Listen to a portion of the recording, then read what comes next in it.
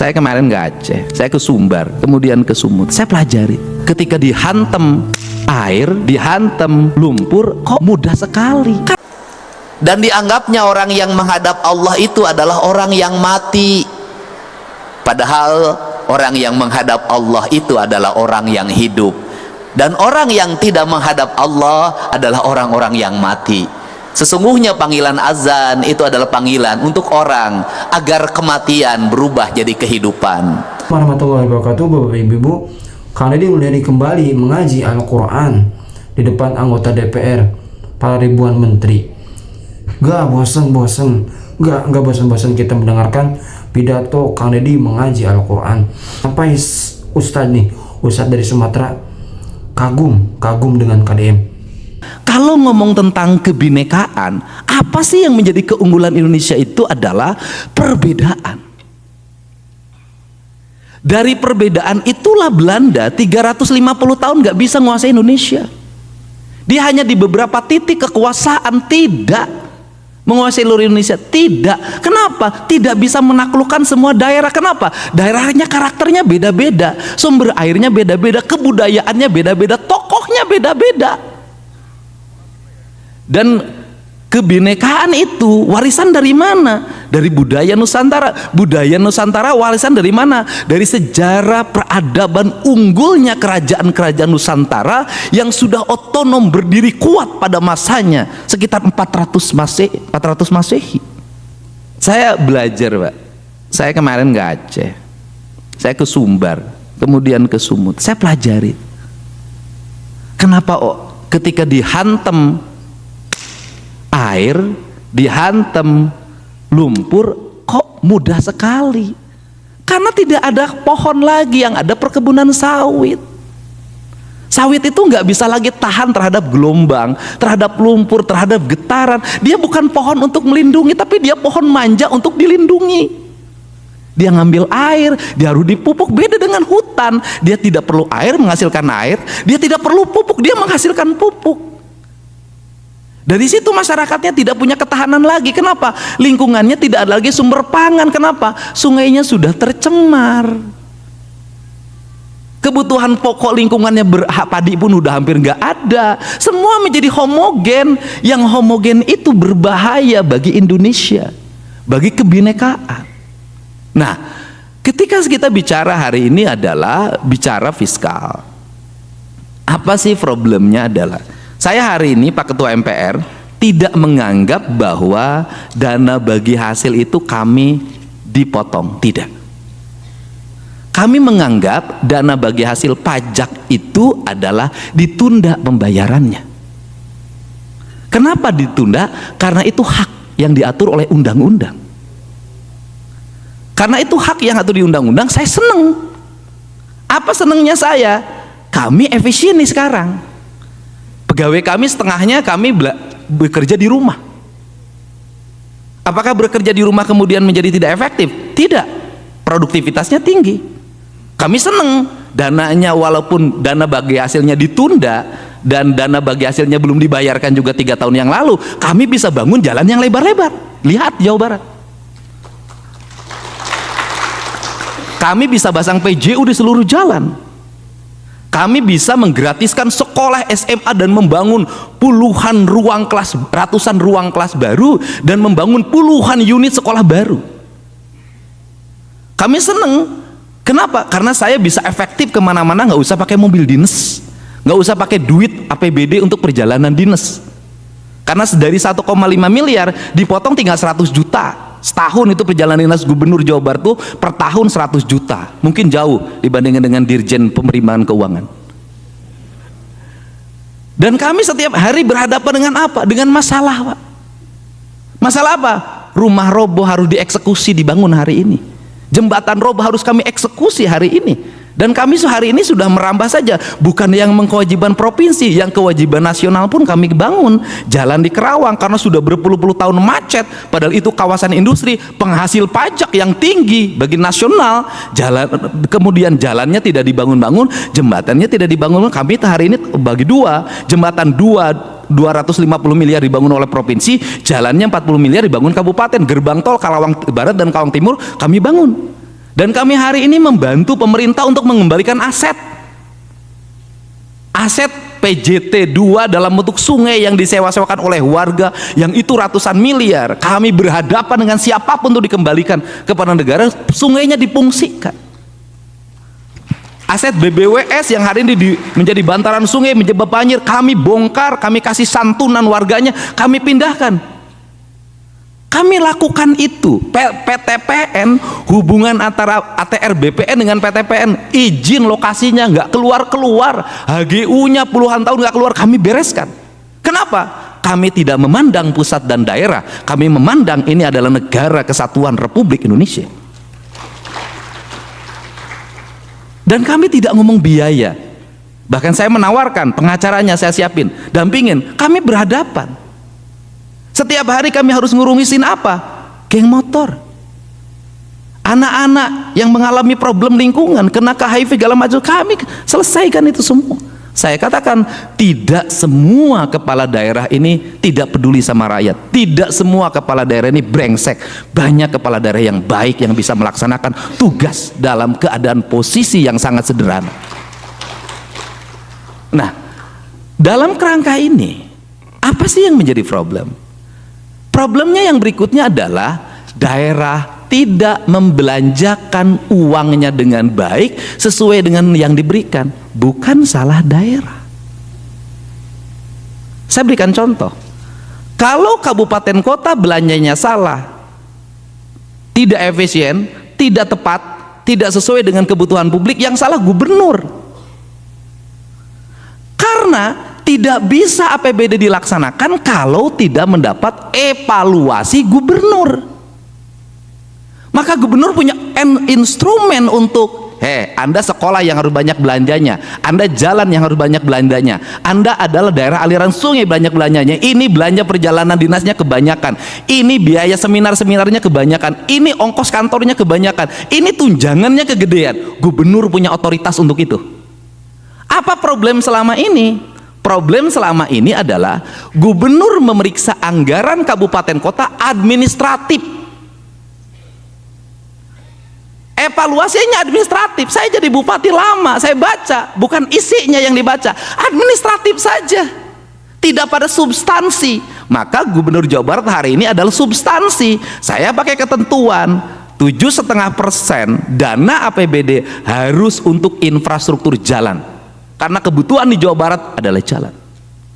Kemudian dana bagi hasil pajak kendaraan bermotor yang dibagikan oleh pemerintah provinsi kabupaten kota harus 100% untuk jalan, dan provinsi pun untuk jalan dan kelengkapannya komitmennya sama. Untuk pendidikan harus mendapat alokasi prioritas, setiap kelas harus ada toiletnya, harga kelasnya harus ditingkatkan. Tahun depan Provinsi Jawa Barat berencana, karena penambangan di Jawa Barat menimbulkan bencana secara terus-menerus, ekosistemnya rusak. Saya Provinsi Jawa berencana tahun depan untuk belanja pembangunan, pasirnya harus pasir buton, bukan pasir dari Jawa Barat. Untuk apa? Membangun masa depan, bangunan yang kokoh, karena pasirnya kualitasnya makin menurun, nggak bisa lagi diandalkan. Nah, ini kemudian kalau gubernur salah dalam membelanjakan, tidak tepat dan tidak sesuai dengan sasaran, yang salah Mendagri. Kenapa? Kan evaluasi gubernur tuh di Mendagri. Mendagrinya harus detil, administratif, panggil kepala daerahnya, diuji. Anda belanja sekian, harus paparan. Selama ini saya para bupati wali kota sebelum nyusun APBD, paparan di depan gubernur. Saya pernah Majalengka, kamu belanja jalannya berapa? Cuman 120, nggak bisa, aku pengen 200. Saya sebentar Pak, diskusi dulu. 15 menit ketemu saya lagi, bisa Pak 175. Artinya bisa. Nah, instrumen ini harus dibangun berdasarkan apa? Bukan berdasarkan struktur kekuasaan, bukan berdasarkan struktur jabatan, tapi pendekatan emosional, di mana para gubernur nanya ke daerah, kamu masalahnya apa, di mana? Saya bisa bantu di mana? Sama juga daerah terhadap pusat. Dua-duanya membangun hubungan emosional. Kan kita ini satu keluarga. Ya kalau salah ya benerin, dijewer, kita bersedia. Ini cara membangun hubungan kerakyatan yang dipimpin oleh hikmah kebijaksanaan dalam permusyawaratan perwakilan. Inilah prinsip dasar Indonesia. Nah, untuk itu hari ini maka kita masuk ke fase Pak Mekeng. Saya sampaikan, Kota Banjar itu kemarin tuh udah cerita mau nangis sama saya. OPD-OPD-nya Pak sudah nggak ada kegiatan sama sekali. Kami itu kegiatannya cuma satu Pak, 20 miliar dari provinsi bangun jalan. Hanya itu. Nggak ada, plat nggak ada. Nah, ini kenapa terjadi dan kami menyadari apa? Ya sudah efisien. Kami efisien Pak. Sudah kalau mau ditanya efisien di Jawa Barat, efisien. Sudah nggak ada lagi mau dicari pun. Di Jawa Barat ini hari ini belanja makan minum pun hilang Pak, nggak ada. Jadi kalau nanti bertamu di Jawa Barat, jangankan di hotel Pak, datang makan siang pun udah nggak ada. Kami siapkan air putih aja. Kami berkomitmen untuk negara karena kami udah digaji. Nah, kemudian tetapi saya punya harapan. Kenapa? Setelah kami efisien, kami masih bisa membantu. Pertanyaan yang berikutnya adalah ketika berserah diri pada Allah itu kita harus mengikuti hukum Allah.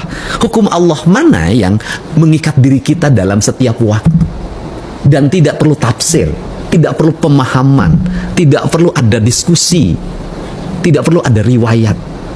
Adalah hukum Allah yang sudah pasti tidak ada pemahaman dan terasa langsung oleh diri kita adalah hukum kausalitas, hukum sebab akibat, hukum alam. Sudah pasti. Nah, sehingga secara spiritual kita berserah pada Allah, tetapi secara material kita berserah mengikuti aturan alam yang sudah pasti. Saya tuh terhenyak loh Anda menjelaskan seperti itu. Saya berikan contoh, saya berserah diri pada Allah menggunakan mikrofon ini. Yang punya aturan tentang mikrofon ini siapa? Berarti kan perusahaan mikrofonnya dong, punya standarisasinya, ada SOP-nya. Ya. Maka ketika kita berserah pada Allah menggunakan mikrofon ini, maka secara SOP saya mentaati aturan yang diterapkan oleh yang punya mikrofon. Saya kemarin mengikuti pemilihan kepala daerah. Saya mengikuti pemilihan kepala daerah, saya berserah diri pada Allah, berpasrah. Itu secara spiritual, secara ruhania. Secara material kan saya harus ikut debat, harus ikut kampanye. Yeah. Berarti yang ditaati, yang dikatakuti oleh saya siapa? KPU sama Bawaslu. Apakah saya takut sama KPU dan Bawaslu taat, kemudian saya menjadi musyrik?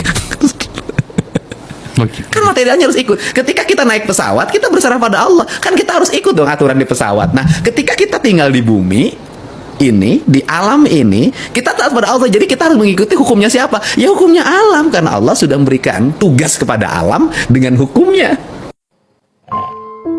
Konon kan kabarnya Gubernur Sumatera Barat ini orang yang paling agamis ya, sehingga gelarnya saja Buya. Tapi belum terpikir olehnya untuk melakukan gebrakan seperti ini, seperti yang dilakukan oleh KDM itu. Nah, KDM ini kan sekarang lagi diidolakan semua orang nih, dari Sabang sampai Merauke, terdedi-dedi. Kang Deddy Mulyadi namanya ya. Luar biasa, saya banyak saya meneteskan air mata melihat tindakan-tindakan beliau itu terhadap masyarakat kecil sangat luar biasa. Patutlah diacungi jempol dan patutlah untuk dicontoh. Walaupun dalam beberapa hal dia punya kelemahan, dia punya kekurangan, ya namanya manusia ya wajar. Kita ini kan tidak ada yang sempurna. Terlepas dari kekurangannya itu, belum ada pemimpin di abad ini yang seperti beliau.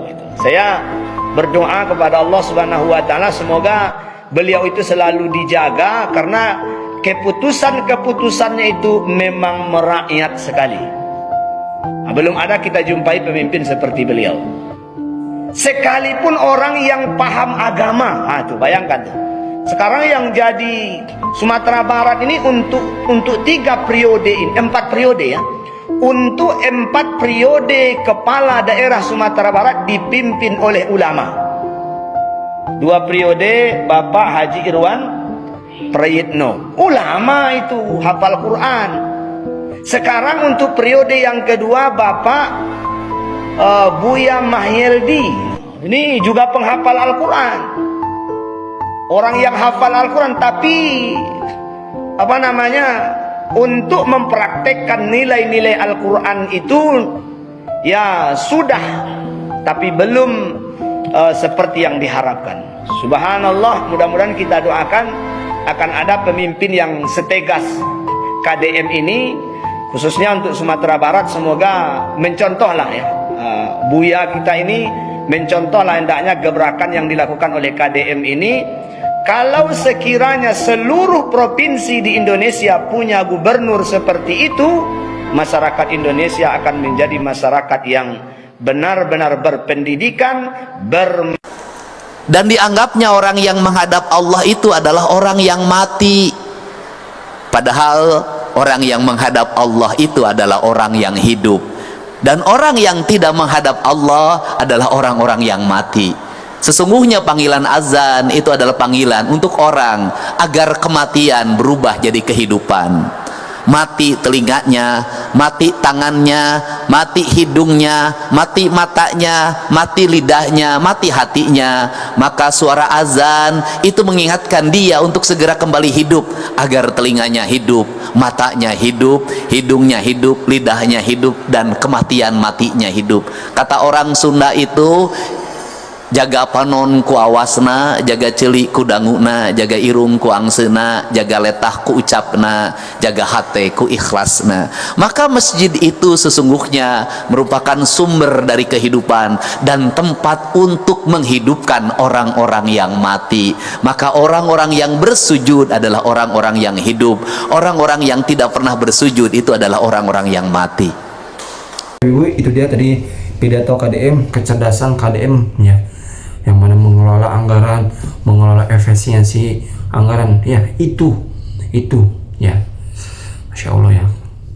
Dan Khalidi pun ya mungkin mengamalkan ilmu-ilmu yang beliau dapat ketika ya beliau belajar ya mungkin sudah banyak pengalaman pahitnya ya, terutama yang membuat karakter beliau seperti itu ya.